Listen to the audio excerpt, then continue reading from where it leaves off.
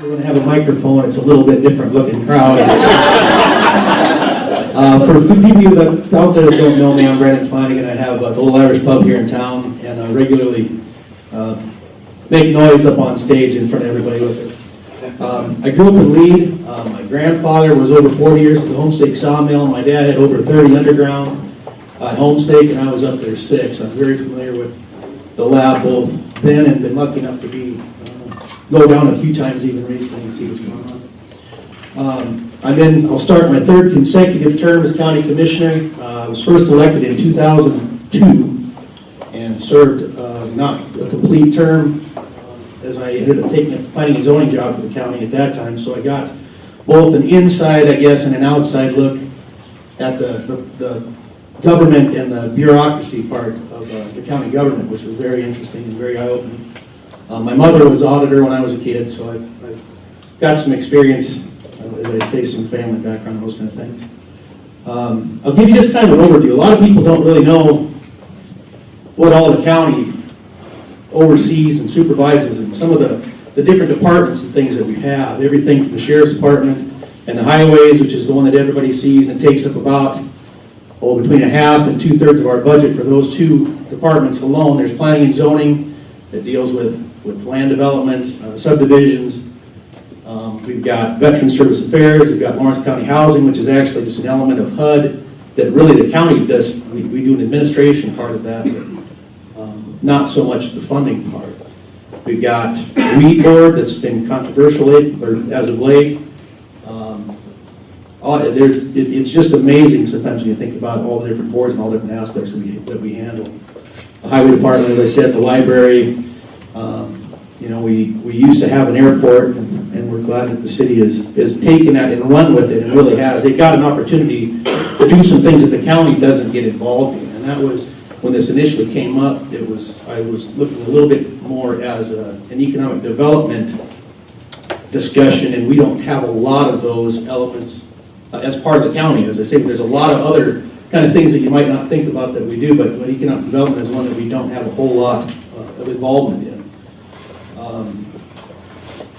The last several years, our county is really, we're lucky to be fairly strong economically. We've got a very diverse county, just as we have the city of Spearfish is very diverse. We have Spearfish, Leaf Deadwood, Whitewood, St. Ange, Nemo. Those are the areas that we cover. And so we have things in South County that really don't affect people up here in the north and the part of the Spearfish area. And there's some, our biggest ag area is over around St. Ange and some of the stuff up by Redwater. And so we have ag issues. We have those town issues.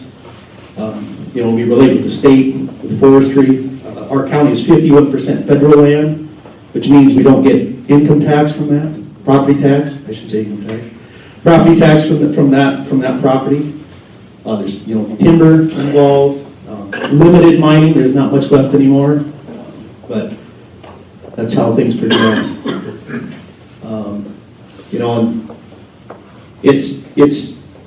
There's a lot of.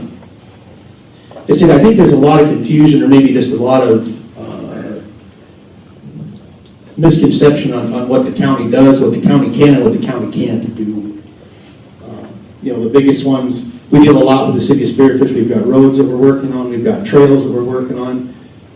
A lot of things, city residents are county residents, and we try to work together on a lot of things for the betterment of everybody. All of us, we're all in the boat together, hopefully trying to row the same direction. It doesn't often happen, but sometimes you can kind of make things work out.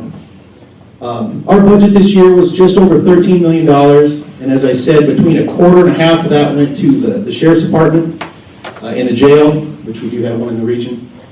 And then the other, about 1/3 of that went to the highways. And we're trying to do some bridge construction. There's a state program, the big grant, the Bridge Improvement Grant Program out there, and that they do matching monies, or we do matching monies with the state to try to get some bridges improved and built. I know the one we've got a rehab grant for the one out by the KOA coming up this next spring. Had some large purchases this year. We had $2.1 million in road graders that we had to get this year, and So you get some, those machines they don't give away. But the nice thing is they do last about 6 or 7 years. But we're on our program now where we can start to put some money away every year for capital improvements for that particular item because it comes up every 6 years or so. There's been some improvements, both, I think, staffing-wise. That's not quite the right way to say that, but in our equalization department, in the method that they're going to do some of the assessment of properties and things. We've got a brand new program coming in, some software and some hardware that should make that easier for the staff, will make them much more productive, easier compatibility from field work into the computerization in the actual office itself, and hopefully eliminate any errors that sometimes occur when you have as many properties in the county as we have. I'm trying to think of some of the other, we've got a handful of just a lot of different things moving it all the time in the county. And some of them become kind of redundant after a while. You see them year after year after year, and then something all of a sudden out of left field comes out. We had an issue last year. Mines are always a thing, and we had a gravel quarry that kind of came out of nowhere. That it's a mine, but it's gravel. And so that was an interesting experience to forget sometimes that if you don't check all the bases or you don't watch, sometimes some things can kind of get by you that you don't anticipate. But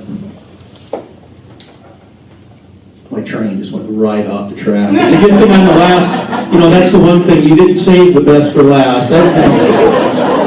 I'm not terribly afraid to speak in public. I'm not very good at it. I'm much better at one-on-one, and I'm a lot better listener than I am actually a speaker.